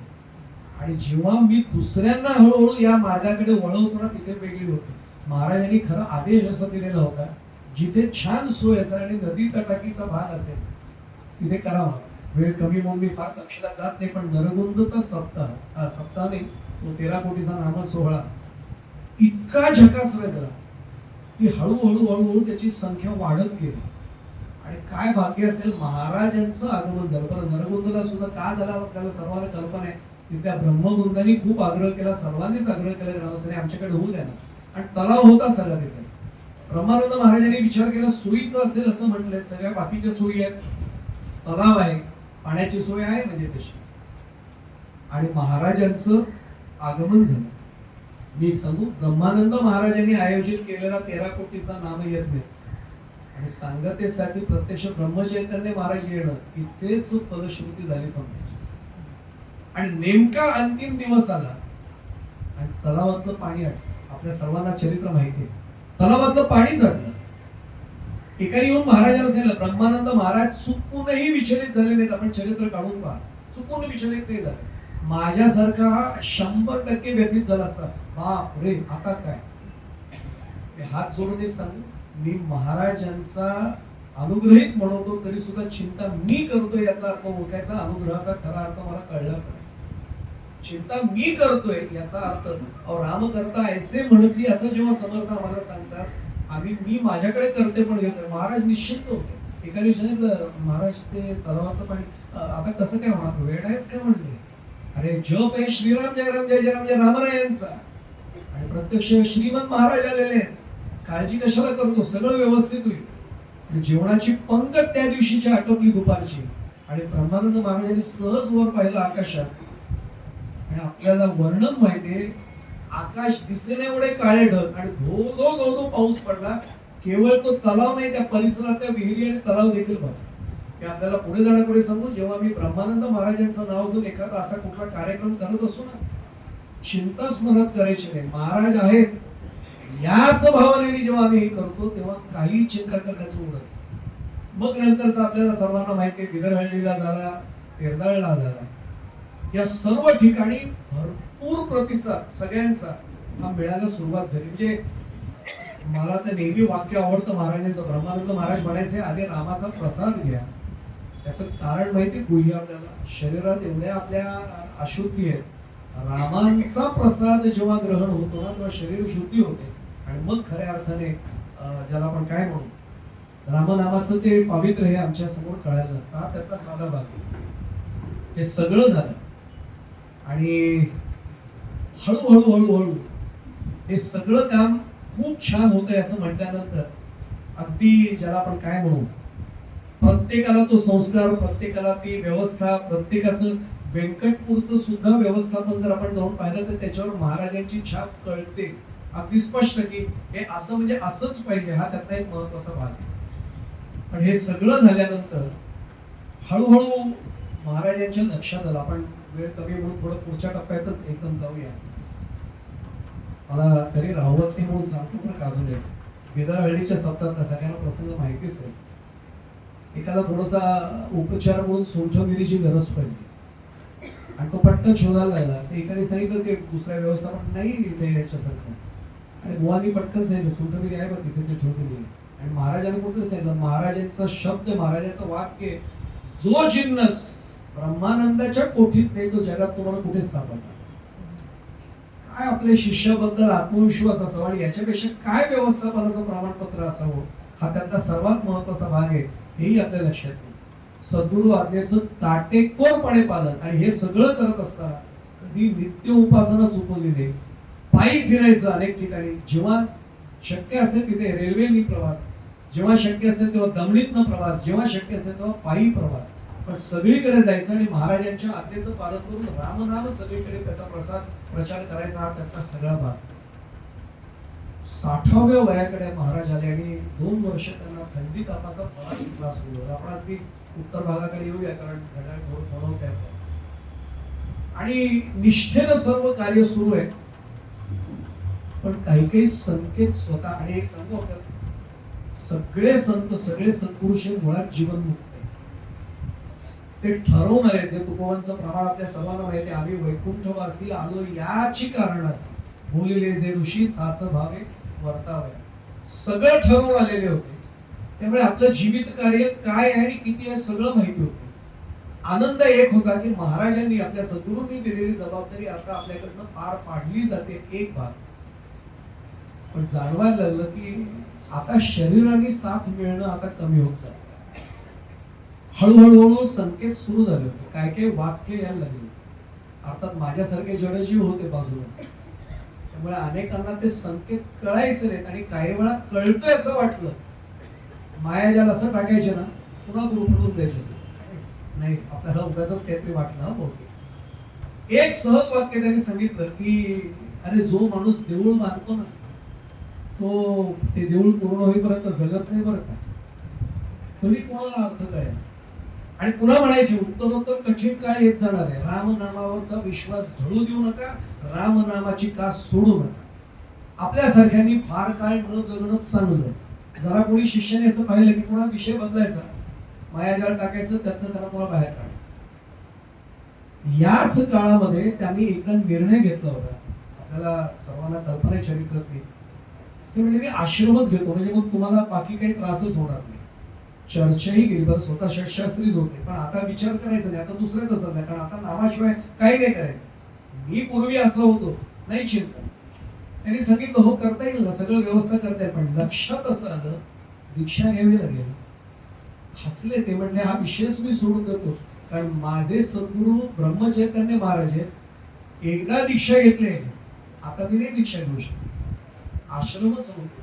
काय निष्ठा आपल्या सद्गुरूंवर असेल हाही त्यातला महत्वाचा भाग आहे.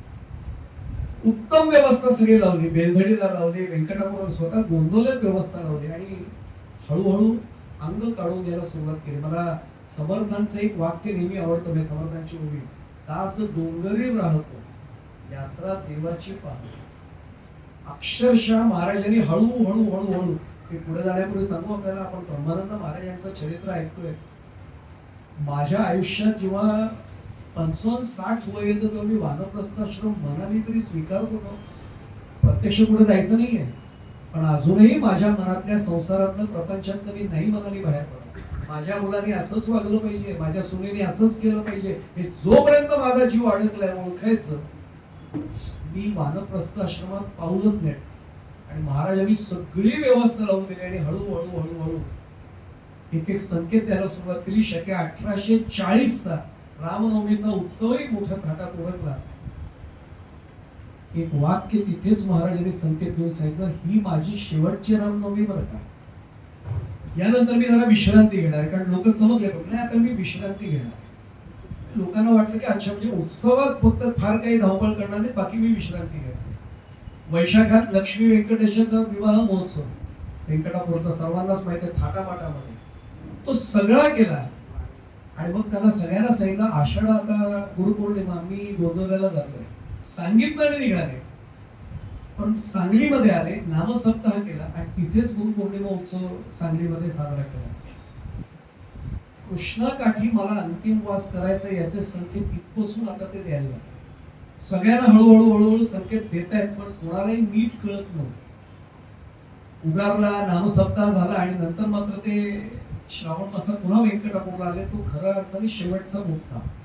सगळ्या सेवेकरांना सगळ्या सूचना दिल्या, अगदी बारीक सारीक. आणि आपल्याला सर्वांना कल्पना आहे, अगदी मोकळेपणाने आपण सगळेच गुरुबंधू गुरुभगिनी आहोत. एक वेळ ब्रह्मचैतन्य महाराजांच्या सूचना परवडतील.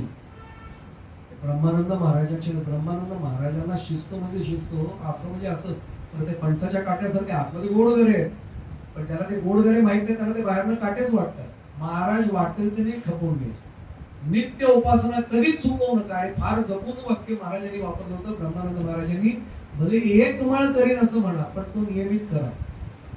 10,000 माळा मी रोज करेन आणि काहीच होणार नाही, तर ते म्हटलं उगाच करू नका. त्याच्या पलीकडे जाऊन सांगू, हे स्वतः ब्रह्मचैतन्य महाराजांचं वाक्य आहे की तुम्ही संकल्प सोडला आणि तो केला नाहीत ना, तर मला तो करावा लागतो पूर्ण. आणि याच्यापेक्षा वाक्य, माझ्यामुळे माझ्या सद्गुरूंना त्रास व्हावा. मी संकल्प सोडायचा आणि तो पूर्ण नाही झाला तर माझ्या सद्गुरूंनी हे करावं का? म्हणून महाराज सांगायचे, ब्रह्मानंद महाराज, झेपेल तेवढा संकल्प करा, पण जो संकल्प सोडा तो नित्य नेमाने करा. तिथली व्यवस्था लावली. मुंबईमध्ये आले, भाद्रपद अष्टमी ते पौर्णिमा नाम सप्ताह झाला. भाद्रपद मध्ये द्वितीयेला निघताना निरोप देण्यासाठी आलेल्या लोकांना जो उपदेश केलाय, मी संपूर्ण उपदेश तो 4 वाक्यांचा मुद्दामून सांगणार आहे. आणि हा खरं सांगू, तिथल्या लोकांना उपदेश नाहीये, जेव्हा आपल्याला केलेला तो उपदेश आहे. आपल्या हातात खरोखरच काही नसतं, सर्व काही रामरायांच्या प्रेरणेने होत असतं. आपलं मरण ज्याला समजतं तो भाग्यवान, पण ज्याला नाही समजत त्याला एवढं तरी समजलं पाहिजे. आज पुण्यतिथी उत्सवात मी त्यांचं वाक्य सांगतोय की ज्या अर्थी आपण जन्माला आलेलो आहोत, याचा अर्थ केव्हा तरी एक दिवस आपला मृत्यू आठवले, आपण एक दिवस मरणारच होतो. दिवस नजीक आहे या भावनेनं आपण मरण येण्यापूर्वीच श्री रामरायांच्या कृपेला पात्र झालं पाहिजे. तसं झाल्यास या भयानक अशा भवसागरातून पार होणं शक्य होतं. मात्र आता महाराजांचं वाक्य, व्यामोहामुळे, प्रपंचाच्या व्यामोहामुळे आम्ही तिकडे लक्ष देत नाही. महाराज पुढे फार भावनिक बोलले, असं पूर्ण लक्षपूर्वक ऐका. यापुढे एवढ्या कळकळीनं सांगणारं कोणी भेटणार आणि खरंच नाही भेटत. सदा सर्वदा श्रीराम नाम जप विसरू नका. श्री रामरायांवर आणि श्रीमंत महाराजांवर दृढ विश्वास ठेवा. पुढे कोणीही सांगितलं आणि काही सांगितलं तरी श्रीराम जय राम जय जय राम जप नाम जप कधीच सोडू. पुढे जाण्यापूर्वी सांगतो, आजच्या पुण्यतिथी उत्सवात ही 2 वाक्य शेवटची जरी आमच्या लक्षात राहिली ना, श्रीमंत महाराजही म्हणायचे की प्रत्यक्ष रामराया जरी उद्या तुला आला आणि म्हटलं आता नाही केलं जप तरी चालेल, महाराज सांगायचे उलट की तू दुप्पट उत्साहाने आणि आनंदाने जप सुरू कर, पण जप कधी सोडायचा नाही. हा त्याचा महत्वाचा भाग आहे. हा अखेरचा उपदेश केला आणि महाराज रेल्वे स्टेशन कडे निघाले. सर्वांनी नमस्कार केल्यावर आशीर्वादही दिले. इथे फार मोठा संकेत त्यांनी सगळ्यांना दिला, सर्वजणांनी मला एकदा नीट पाहून घ्या, पुन्हा असं दर्शन मिळणार नाही बरं का. पुन्हा लगेच वाक्य बदललं आणि मोहजालात टाकलं, मी येणारच आहे व्यंकटापूरला, मी परत परत सांगतो, सद्गुरू अनेक संकेत देतात, पण आम्ही त्या मोहजालात एवढे गुरफटतो. मी जर त्यावेळी असो तरी मलाही एक कळलीच नाही का हो वाक्य सगळे. म्हणजे एकीकडे मनाची तयारी करून घेत होते, पण एकीकडे पुन्हा लगेचच त्यांच्या नामसाधनेत त्यांना पुन्हा ते ज्याला काय म्हणू आपण रममाण होतील अशी काळजी करत होते. महाराजांना आदमधनं ताप येत होता आणि जाणवलं त्यांना की आता रामरायाच्या चरणी विलीन व्हायची वेळ जवळ आली.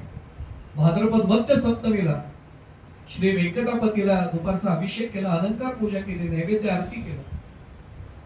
भोजनोत्तर थोडी विश्रांती घेतली, साष्टांग नमस्कार जाता आणि बेलधडीला जातो असं सांगितलं. पण हे बेलधडीला जाण्याचं अखेरचं प्रयाण असेल असं कुणाला अंदाज नाही आहे.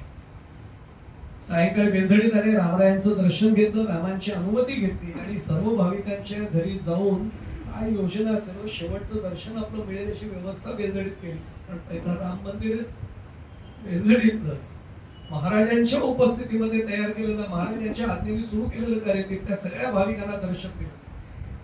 दिवे लागण्याच्या सुमारास जे श्रीराम संस्थांचे कारखाने हे होते, कारकून होते, दामाजी पंत वजे, त्यांना घेऊन निघाले. दुसऱ्या दिवशी त्यांनाही परत पाठवलं आणि मुडले पाना देऊन हुबळीला गेले. मुद्दामून वेळ कमी आहे तरी सांगायचंय, दत्तोपंत तबीब यांच्या घरी श्रीमंत महाराजांनी जो पक्ष केला ना महाराजांचा, हल्लीच्या दिवसात मुलगा सुद्धा वडिलांचा पक्ष नियमित करेल सांगता येत नाही. आपल्या श्री गुरूंचा मी मुलगा आहे या भावनेने केलेला तो पक्षविधी खूप काही आम्हाला शिकवून जातो. सद्गुरूंवर काय प्रेम आमचं असावं हाही केला. आणि मग दशमीच्या दिवशी हा विधी झाल्यानंतर धारवाडला जातो असं सांगून निघाले. मुडले पाना घेऊन शेडबाळला गेले. एकादशीला कागवाडला पोहोचले. आपल्याला कल्पना आहे रोगाचं थैमान होतं. लोक रानात बसलेले होते. श्रीमंत आप्पासाहेब पटवर्धन स्वतः मिरजेमध्ये होते, पण त्यांचे दिवाणजी आणि गणपती मंदिराचे पुजारी हे नवबाबच्या मळ्यात निघाले होते. आणि बेत रद्द करायचं म्हटलं. महाराजांनी सांगितलं की माझ्यासाठी या भागात तुम्ही राहू नका, तुम्ही संसारी आहात, प्रापंचिक आहात, मी इथे थांबतोय, पण मी औसेपर्यंत इथे मुक्काम करणार आहे. आणि मळ्यात भोजनासाठी नक्की आहे. तरीही कोणालाही अर्थ कळत नव्हता. औसेपर्यंत मुक्काम करणारे म्हणजे नेमकं काय करणार. कागवाडमध्ये अनेक भक्तांनी दर्शन घेतलं. प्रश्नही विचारला गेला की नवरात्र जवळ आले आणि आपण इथे कसे काय. महाराजांचं नवरात्रच वेगळं ठरलेलं होतं, त्यामुळे कंटाळा आलोय, 4 दिवस विश्रांती होऊन शुक्रवारी परत जाईल असं सांगून फक्त बोळवण केली. कृष्णास्नानासाठी आले आणि सायंकाळी कागवाडमध्ये भजन आणि आरती केली. रामरायांच्या चरणांचं तीर्थप्राशन केलं आणि निद्राधीन झाले. सकाळी मुडलेपाला सुद्धा परत पाठवलं. जायला तयार नव्हता. आपल्या सर्वांना कल्पना आहे, अरे तू मुलाबाळांचा माणूस आहेस, तू जा, माझ्यासाठी थांबू नको. त्यालाही शंका यायला लागली, पण त्यालाही शंकेचं निरसन कसं केलं असेल महाराजांनी खरंच सांगणं कठीण आहे. आपल्या सर्वांना प्रसंग माहिती आहे. 100 रुपयाची नोट देऊन पाहिली, ते अक्षय पिशवी केल्यावर हजारो मोहरा खाली पडल्या. थोड्या विसरलास का तू? पैसे नाही तसं वाटलं का? काय खचिलता आली सगळं. 100 रुपयाची नोट आणि हजारो मोहरा खाली पडतायत. परत जाण्याची खात्री झाल्यानंतर नाईलाज झाला आणि ते निघाले. पण तरीही त्यावेळी त्रिकम भट्टानं निरोप दिला, आश्विन शुद्ध पंचमीला मुलीचा विवाह आहे आणि सहज संकेत दिला, मी कदाचित आलो नाही तरी थांबू नका बरं का, सगळे व्यवहार सगळे विधी पूर्ण करा. तसा मी येणारच आहे पुणे उत्सवाला, पण माझ्यासाठी न थांबता काम पूर्ण करा. निरोप होऊन मुडलेप्पा सरकले होते. सगळं केलं. श्रीमंतांना कळवू नका सांगून सुद्धा बाबूरावांनी कळवलं होतं. आणि त्यामुळे द्वादशीला श्रीमंत तिथे प्रत्यक्ष आले. चरणांवर मस्तक ठेवलं. आपल्या दर्शनासाठी आलोय म्हणून सांगितलं आणि महाराजांच्या मुखात नाही पटकन वाक्य बाहेर पडलं, या कृष्णाकाठी देह पडला तर किती पवित्र आहे ना भूमी. श्रीमंत आप्पासाहेब पटकन म्हणाले, आपल्यासारख्या पुण्यवंताचा देह जिथे पडेल ती भूमी पवित्र होईल. तरी महाराजांनी कोणा सांगितलं मोठेपणा न घेता, आप्पासाहेब असं म्हणू नका, भागीरथीपेक्षा हिचं महत्व खूप मोठं आहे. पण लक्षात आलं सगळ्यांच्या हळूहळू नंतर सगळे संकेत मिळाले की तिथे काय त्यांच्या मनामध्ये असेल. सगळी चर्चा झाली. उलट्या जुलाबाचा त्रास झाल्यावर श्रीमंतांनी विचारलं, तुम्हाला काही लिंबू आणून देऊ का, सुंठाचे काढा करून देऊ का. काय महाराजांनी शेवटी उत्तर दिलं असेल, श्रीमंत महाराजांनी दिलेलं रामनामाचं औषध हेच माझं औषध आहे, मला बाकी कुठलं औषध नको.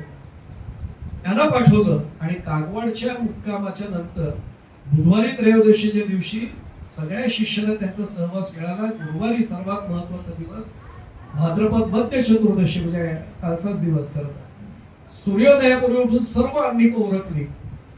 रामरायांचं दर्शन घेऊन क्षणभर बसले. हरिभाऊ हरिदास तिथे आले आणि त्यांना सांगितलं उद्या सांगलीला जायची घाई करू नका, थांबा.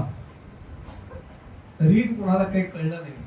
गणुभाऊ रामदासी हे सगळे जेव्हा निघाले नवबागेत जाण्यासाठी, गणुभाऊंना थांबवलं, आत्ता येऊ नका, तुम्ही सकाळी रामांचं तीर्थ घेऊन, ज्याला आपण काय म्हणू, त्याला वाक्य त्यांनी वापरले की तुला मुलं बाळ आहेत, तू गेल्यानंतर रडतील सगळे, माझ्यासाठी कोण रडेल रे, काय वाक्य एक एक सद्गुरूंच्या मुखातनं बाहेर पडत होते. आणि मग सगळ्यांना सांगितलं की कधी ना कधी हा देह जेव्हा जाणार आहे, हा देह गेल्यानंतर त्याला अग्निसंस्कार करू नका, मी नैष्ठिक ब्रह्मचारी आहे, त्यामुळे याला अग्नीचा स्पर्श करू नका. व जलसमाधीचा विधी सगळा समजून दिला. त्या तिरडीला गाडगी कशी बांधा, भोवरा कुठे हेही बाबूरावांना विचारलं नदीमध्ये स्नान करत असताना. आणि सहज सांगितलं मी जर गेलो ना, तिरडीवर देह ठेवा आणि तो फक्त या बोरात जोडून द्या, गाडगी त्याला बांधा, आपोआप सगळं, याला जलसमाधी म्हणतात बरं का. हे सगळं समजून दिलं. महाराजांच्या कृपेने मी नित्यमुक्त झालेलो आहे, त्यामुळे आता हा देह माझा जास्त वेळ ठेवू नका हेही सांगितलं. तरी पुन्हा जगाला त्यातनं बाहेर त्या ह्याच्यातनं काढलं त्यांनी. आणि सर्वात महत्वाचं, गुरुवारी सगळी उपासना त्यांची नेहमीची केली. आणि उपासना करत असताना एक त्यांनी सगळ्यांना सांगितलं की माझा हा अखेरचा गुरुवार आहे. अखेरचा गुरुवार आहे म्हणून अत्यंत, ज्याला आपण काय म्हणतो तसं निर्जल एकादशी आपण म्हणतो तसा उपवास केला. आणि हा महाराजांसाठीचा माझा शेवटचा उपवास आहे म्हणाले. कडकडीत उपवास केला. आपल्याला सर्वांना कल्पना आहे की कदंब वृक्ष खूप सांगण्यासारखे, पण वेळ माझी संपत आली.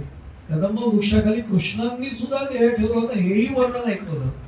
आणि बाबूरावांना सूचना केली की उद्या शुक्रवारी लवकरच सूर्योदयाला स्वयंपाक करा बरं का.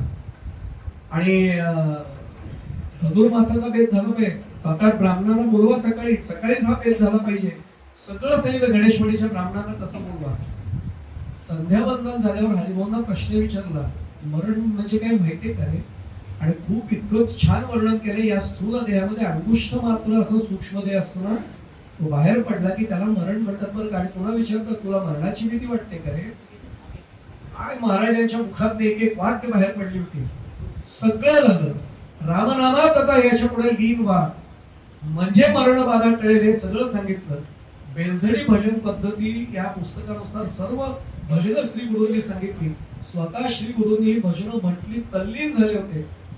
कुणालाही शंका तोपर्यंत आलेली नव्हती. अत्यंत उत्साहाने हे सगळे केले होते. पण हे अभंग स्वतः रचलेले महाराजांच्या मुखातनं जेव्हा बाहेर पडत होते तेव्हा अंग रोमांचित झालेलं होतं शरीर. 11 पर्यंत भजन झालं. मग रामांची महाराजांची आरती झाली. सर्व झाल्यावर सुद्धा सगळ्यांचा फराळ होऊ दे म्हटले. आणि हरिभाऊंना म्हटले मास्तरा थोडं दूध पिऊन घे बरं का, तुझा उपवास झालाय. आणि स्वतः मात्र पलंगावर बसले. पेटके येतात सांगितलं. आणि एवढंच म्हटलं की मधल्या खणामध्ये जरा माझा पलंग ठेवा बरं का, चारी बाजूनी पडदे बांधा. हे सगळं झालं. सूर्योदयाला सगळा स्वयंपाक होईल म्हणून सांगितलं. पहाटे 4:30च्या सुमारास श्री गुरूंना एकदा जाय झाली. याला जाऊन आले, हातपाय धुतले आणि पुन्हा एकदा हरे राम राम राम हरे हरे, हरे कृष्ण हरे कृष्ण हरे हरे म्हटले 4 वेळा.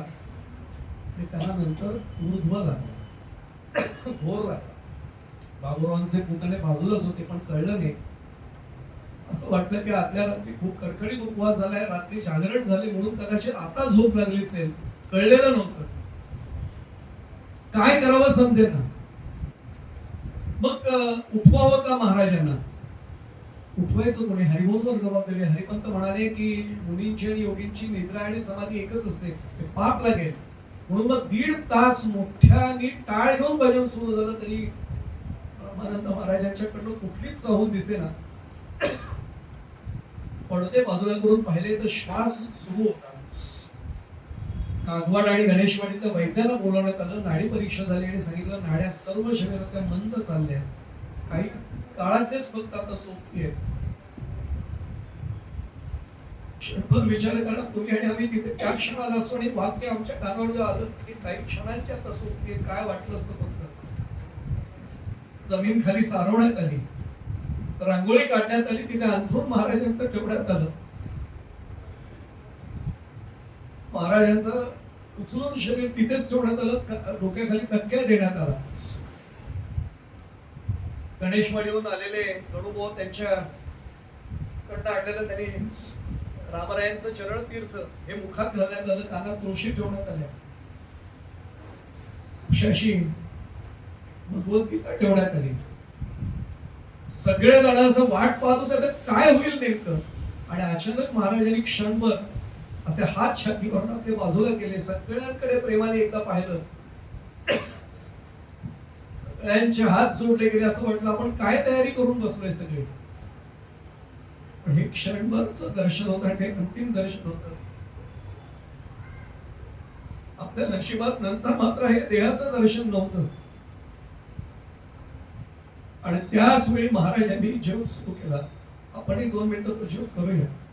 श्रीराम श्रीराम श्रीराम श्रीराम श्रीराम श्रीराम श्रीराम श्रीराम श्रीराम श्रीराम श्रीराम श्रीराम श्रीराम श्रीराम